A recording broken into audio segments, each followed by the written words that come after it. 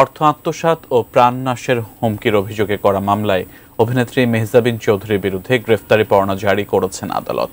রবিবার তথ্যটি সামনে আসার পর থেকে নানা মাধ্যমে চলছে সমালোচনার ঝড়।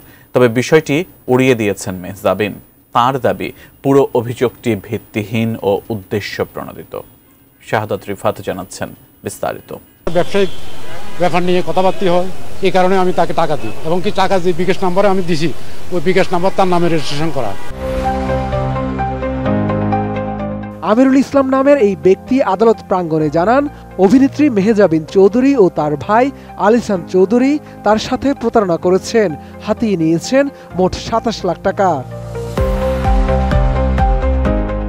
আমিরুলের দাবি, এ নিয়ে মামলা দায়েরের পর আদালত মেহজাবিন ও তার ভাই আলিসান চৌধুরীর নামে গত ১০ নভেম্বর গ্রেফতারি পরোয়ানা জারি করেছেন। আদালত সূত্রেও জানা যায়, মেহজাবিনের নামে মামলা হয়েছে। মামলাটিতে আসামিদের আদালতে হাজির হওয়ার জন্য দিন ধার্য ছিল, তবে তারা আদালতে হাজির না হওয়ায় গত ১০ নভেম্বর ঢাকার নির্বাহী ম্যাজিস্ট্রেট আদালত ৩ আফরোজা তানিয়া তাদের বিরুদ্ধে গ্রেফতারি পরোয়ানা জারি করেন। একই সঙ্গে গ্রেফতার সংক্রান্ত তামিল প্রতিবেদন দাখিলের জন্য আগামী ১৮ ডিসেম্বর ধার্য করা হয়েছে।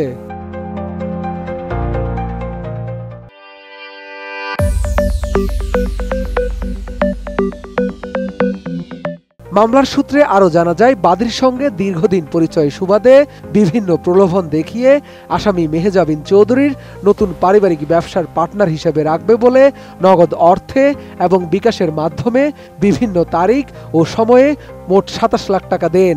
এরপর মেহজাবিন ও তার ভাই দীর্ঘদিন ব্যবসায়িক কার্যক্রম শুরুর উদ্যোগ না নেয়ায় বাদী বিভিন্ন সময় টাকা চাইতে গেলে তারা দীর্ঘক্ষণ কালক্ষেপণ করেন। মামলার এজাহারে আরও বলা হয়, পরবর্তী সময়ে গত ১১ ফেব্রুয়ারি বিকেলে পাওনা টাকা চাইতে গেলে তারা ১৬ মার্চ হাতিঝিল রোডের পাশে একটি রেস্টুরেন্টে আসতে বলেন।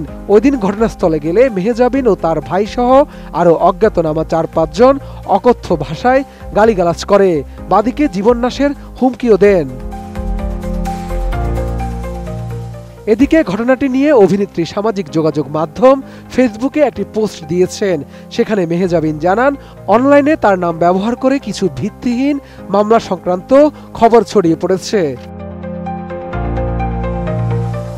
অভিযোগটিকে মিথ্যা ও ভিত্তিহীন দাবি করে মেহজাবিন গণমাধ্যম কর্মীদের উদ্দেশ্যে লিখেন, সকল সাংবাদিক সহকর্মীদের প্রতি অনুরোধ, দয়া করে কোনো প্রকার যাচাইহীন ও সত্যতাবিহীন সংবাদ প্রকাশ থেকে বিরত থাকুন। এ বিষয়ে বক্তব্য জানতে এটি নিউজের পক্ষ থেকে অভিনেত্রীর মুঠোফোনে একাধিকবার ফোন করা হয়, তবে তিনি ফোন রিসিভ করেননি। শাহাদাত রিফাত, ATN নিউজ, ঢাকা।